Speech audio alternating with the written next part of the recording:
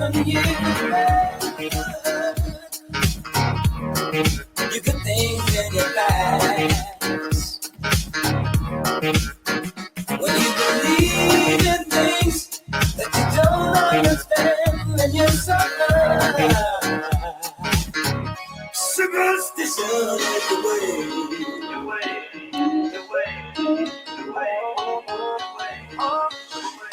When you believe in things you don't understand,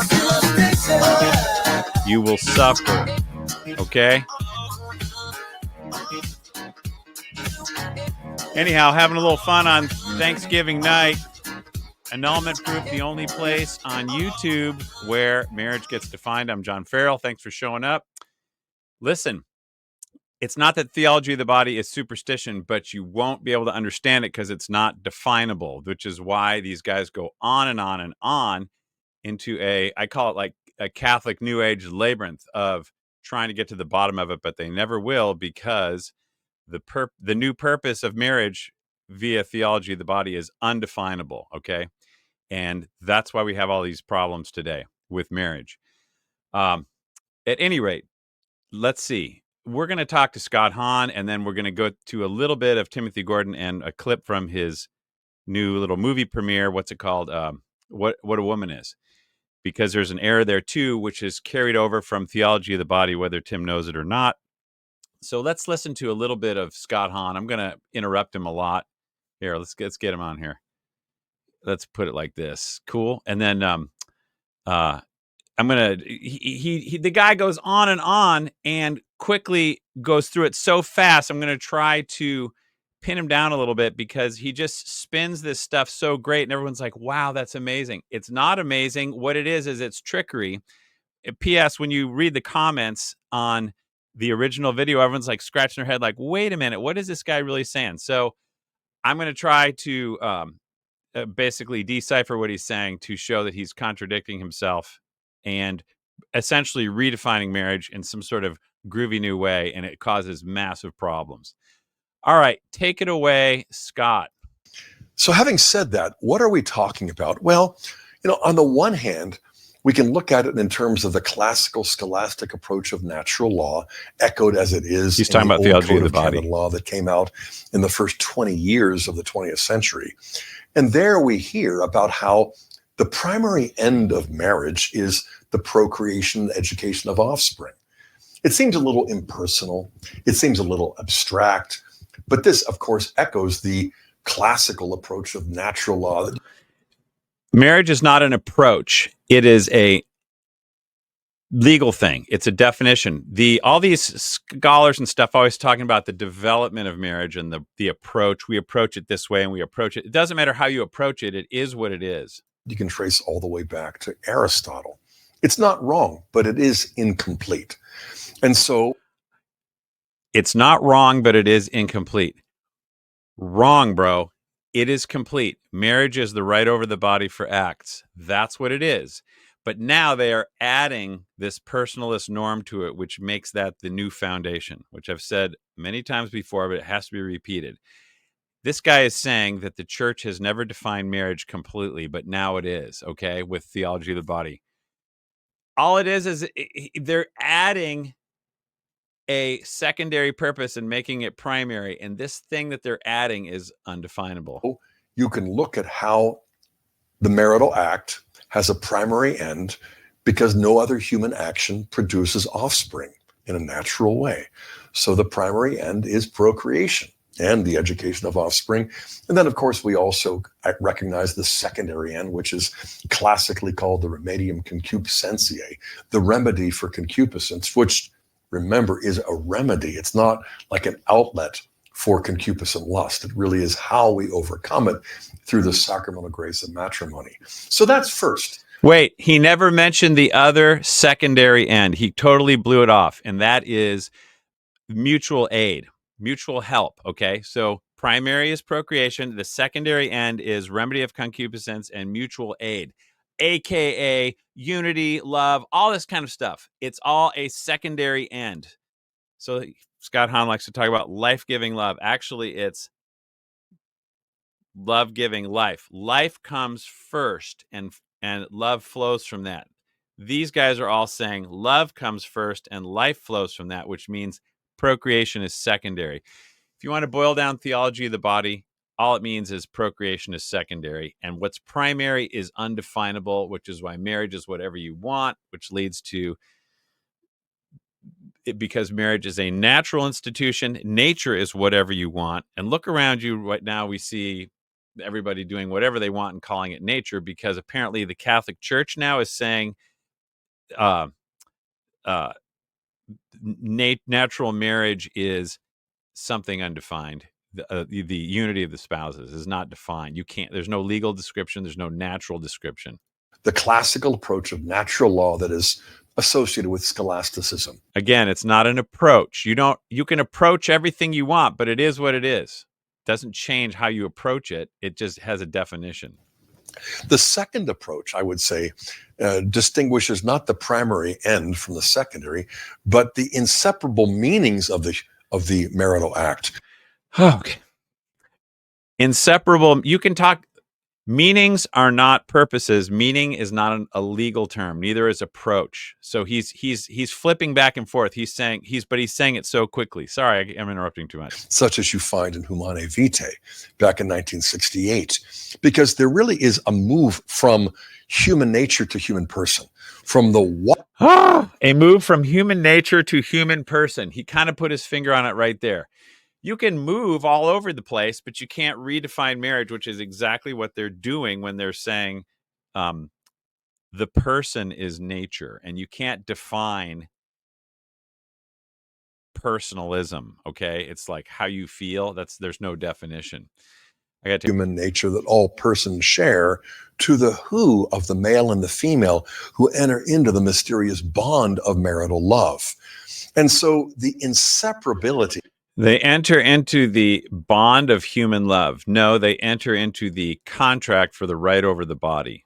But like I said, if you have to have unity via NFP to make NFP licit, you've got to have this marital love as the bond, as the foundation of your marriage, which is a foundation of indefinition. Of the procreative meaning from the unitive meaning. The inseparable meanings. Again, meanings are not legal definition, but they're being used as a legal definition. They're talking about, because we have a procreative end, which is a purpose, and we have the secondary ends, remedy of concupiscence and good of the spouses. Okay, those are secondary, but he's saying we're just going to call them meanings, and we're going to stir them all up and calling them meanings, and they're inseparable now, which means you have to have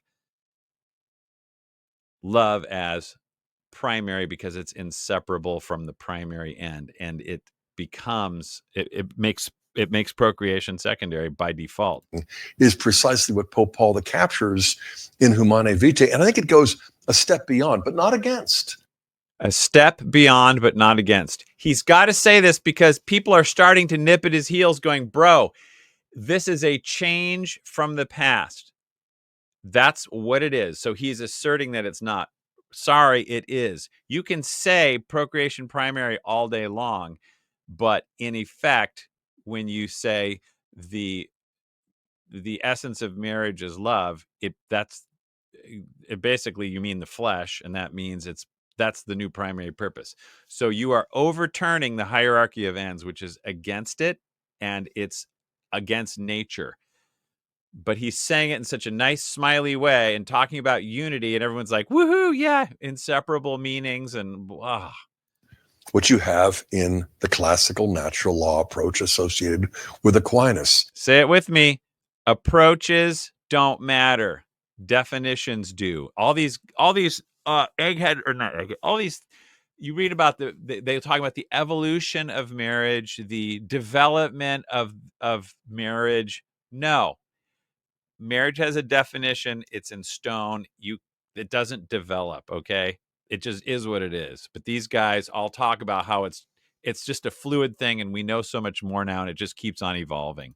Plus, it also is drawn straight out of Scripture, as Pope St. John Paul II recognizes that the procreative meaning is clearly the teaching of Genesis 1:26 and following, where God creates man, male and female, and he says, be fruitful and multiply. That's the procreative meaning. It's the procreative purpose, and there are no exceptions to that. Meaning, you want to circumscribe or take away anything from increase and multiply, you are violating Scripture. You turn the page and you look in Genesis 2, and you hear about the marital covenant and how the two become one. It's a contract, and the two become one, but that's not a purpose. That's not a purpose of marriage. That is a spiritual reality, but it has nothing to do with the purpose. So what he's saying is he's treating it as we need to have unity of mind, body, soul, all this kind of stuff, which makes that the new primary, as I've already said before. That's the unitive meaning. So primary end, the two inseparable meanings, but there's also another level of analysis too, drawn from Pope Pius XI back in 1930, who responded to the Anglicans' Lambeth Convention, which allowed contraception for the first time in Christian teaching.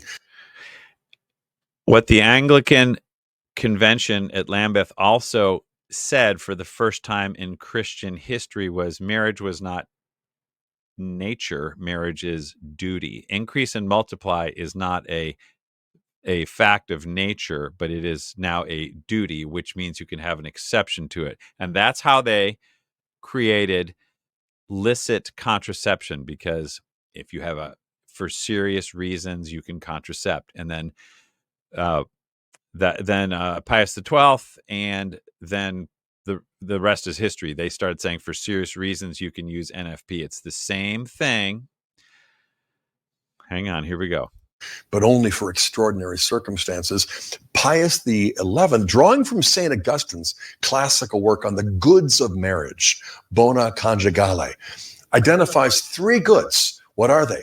Proles, fides, and sacramentum. What are those? Well, on the one hand, proles. By the way, yes, there are three goods of marriage, and Scott Hahn rejects it, which he's going to do in just a minute. Sorry, I interrupted. Go ahead. Offspring. Second is the notion of fides, fidelity, faithfulness.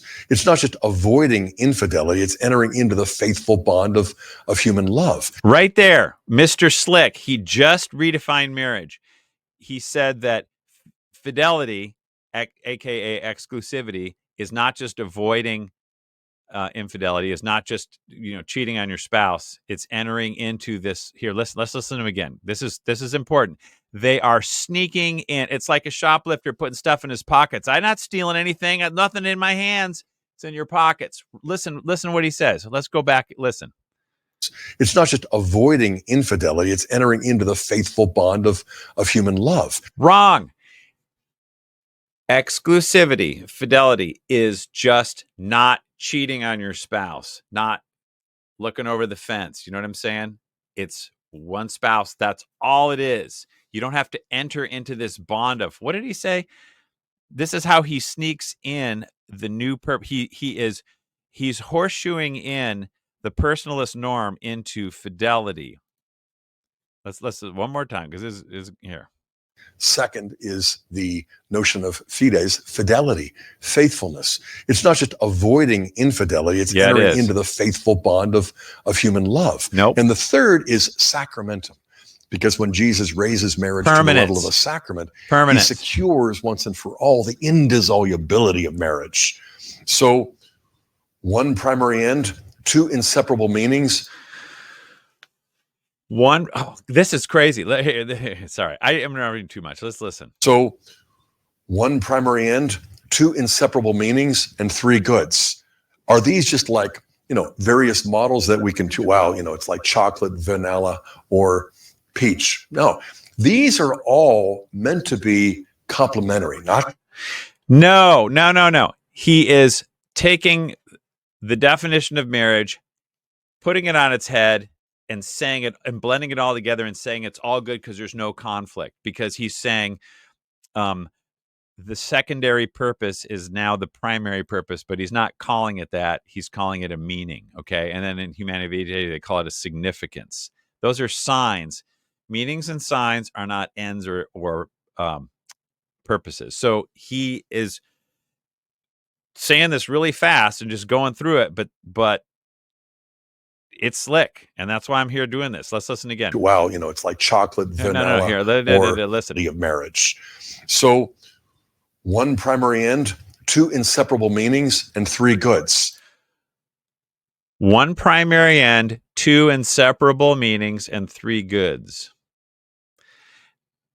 There's one primary end, and there's one primary purpose, and there are three essential goods. There's no inseparable. When something is primary, it's independent, so it is separable. Procreation is separable from the secondary ends because the secondary ends do not have to exist. Otherwise, they would be primary. They are dependent. The primary end is independent, so they are separable. This whole thing about the inseparability of the procreative meaning or the procreative significance from the unitive significance, whatever. You can say they're inseparable, but they're not the purposes, they're the meanings. This is the sleight of hand that they're saying, and everyone's like, wow, dude, that's so cool, inseparable. Huh? We know so much more now. They're just calling, it's like I said, that shoplifter, he's putting stuff in his pocket. It's like, hey, this is part of my body now. It's no, it's not. Okay. No, this is my meaning. All this food I put in my pockets, it's not really a shoplifting, it's just a meaning. No. Are these just like, various models that we can wow, it's like chocolate, vanilla, or peach? No, these are all meant to be complementary, not contradictory, convergent, not divergent.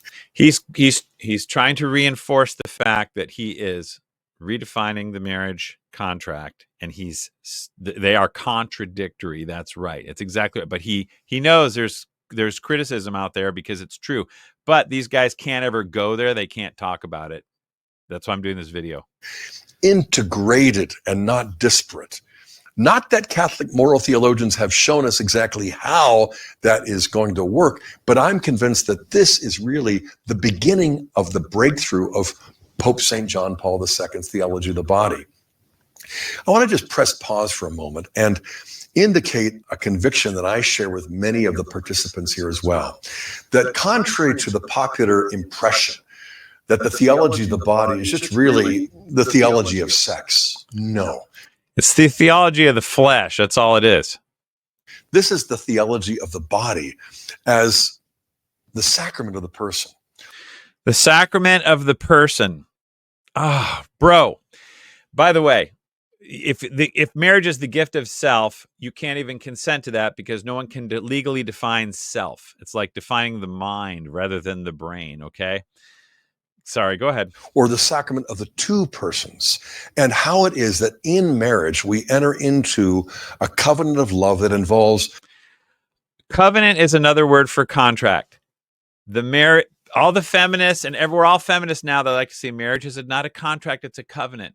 It's a solemn contract, which means you can't break it because God's holding the bag on it, okay? It's a solemn contract. A contract has terms, legal rights. Marriage is a legal construct, which is why it's governed by canon law, natural law, divine law, okay? This is why we talk about what is licit in marriage because of the law. So he's saying all this groovy, nice stuff, and everyone's like, yes, we need to legalize love. And that it's mostly the females that want this, but marriage is trash because it's a contract.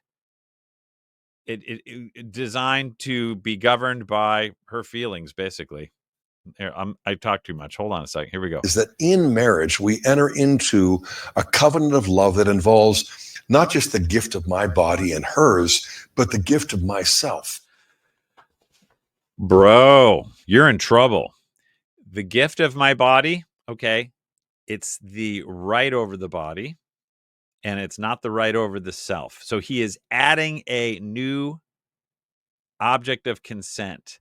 And when you make self the object of consent, it automatically becomes primary because you can't, you have to have good vibes, good feelings, and all that. Nothing, because otherwise marriage is illicit without gift of self. So this is why there's no more marital debt, because you have to get consent every time. There's no contract because, like he says, it's not just the right over the body, or it's not just the gift. But by the way, it's not the, I already said this, it's not gift of body. It's the right over the body. You give that right one time and that's it. But that was key what he said. Let's listen again. Covenant of love that involves not just the gift of my body and hers, but the gift of myself, so that the two become one, and the one we become is a communion of persons. The two become one, and the one, oh, bro. He is using language of what happens when the conjugal act happens, but he's saying that this is now the purpose and the legal foundation, the construct, the constitution of marriage, a union of persons. That's, like I said, love flows from the contract, but he is saying the contract flows from the love, which means love is the basis, and you have no more rights, no more right over the body, because those rights are secondary and they depend on the existence of the love, or whatever you want to call it. And that love comes and goes, bro. But at the same time, when the two become one, the one we become is so real that 9 months later, Kimberly and I had to come up with a name for the one that the two of us had become, because our firstborn son, Michael, was the incarnation of our love. No, he was the product of the contract. Okay. That's what it was. Embodiment of our oneness, and in a certain profound way, a human reflection of the divine Trinity. This is a little bit tricky, but this is why people, who is that? Tucho Fernandez, or whatever that cardinal's name is, that guy. He was saying that the we're all divine, or infinite dignity and all that kind of stuff. When you take the body and make it spiritualized, so this relationship is now primary, you have to sort of divinize the marriage relationship. That's what they're talking about. And that, it's a little bit tricky. I learn more about this all the time. People saying, hey, how come you don't write a book? It's because I keep learning more and more. There's nothing to write because I keep going, wait a minute, check this out. Oh, P.S. If you got something to say to me, if you want to speak up on comments section, don't be shy. We'll talk all about it. You let me know how I'm wrong. We'll discuss it as much as you want. That's one difference between me and everyone else on YouTube. I don't not respond, and I don't run away. You can talk to me for 6 months on the comment section. That's cool. I'll take some likes too. I need that stuff because it helps more people watch. The two become one, and we end up becoming three in one, a triunity. And the one that we became in becoming a family was, in a certain sense, deeper and even more profound of a communion when it was just the two of us. So, I mean, there are all kinds of lights that should be going off for the modern world with this kind of teaching. Why? Well, when the two become one, they become three in one. That oneness is the incarnation of love, the embodiment of the two in that child. There's a lot there. At least there was for me. Incarnation of love. It's just the effect of the contract. That's it. Love is secondary. Good of the spouses is secondary. Remedy of concupiscence is secondary. Those things depend on the contract.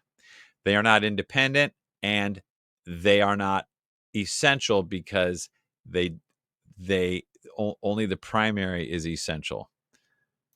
When I became a father for the very first time way back in 1982, in the midst of slowly discovering the teaching of John Paul's Wednesday audiences in the Theology of the Body, because, wow, what was happening in my own personal life, in our marriage and family, just coincided with what I was discovering in the profound teaching of your pontiff, and soon to be mine as well. Oh, I guess that's it. There's Kimberly Hahn on the side too. She's a wild one, man. Oh boy. Okay, I guess that's all for him. All right, stop here. It's just boom. So thank you, Scott Hahn. Now that we heard about that, that luckily the video didn't go on too long. The Christopher West it's all the same. These guys just get emotional. They go on and on with their like I said, I call it kind of Catholic New Agey way to describe theology of the body. It's just so deep and profound, you'll never get to the bottom of it. And it goes on and on and on. Everyone's like, whoa, I had no idea. No, you just need to, with grace, live your contract. This is why all these marriages used to stay together before 1950. And now when you inject this new purpose in there, no one knows how to live their state in life because there's no definition to it. And now marriage, the stats are bad, really bad, because people aren't signing up for the contract. So on a related note, let us listen to a little bit from this new, let's share this tab instead. This new movie trailer that Timothy Gordon is all excited about, and it's called What a Woman Is. Timothy, I'll say some things, but let's just listen for a second. An indication will be that the people will blur the lines between man and woman.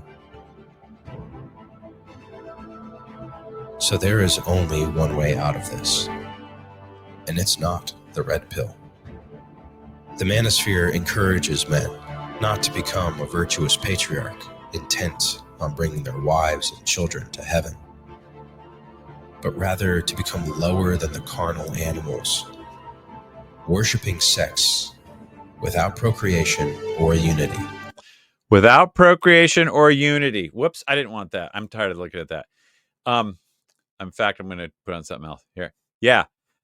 Without procreation or unity. That's the key thing. Timothy Gordon's in trouble. He talks he's super good on the whole feminist problem and wives be submissive and the patriarchy. He's like got it down. He's got it nailed. But his main problem, he's undermining his entire thing by saying you must have unity. This is, and the reason he's dying on this hill is because he is got to go with NFP. NFP is feminism because it's taking all this Scott Hahn theology of the body and incorporating it into the constitution of marriage, which is why Timothy Gordon says over and over, and on his new movie, that the procreative act must be procreative and unitive.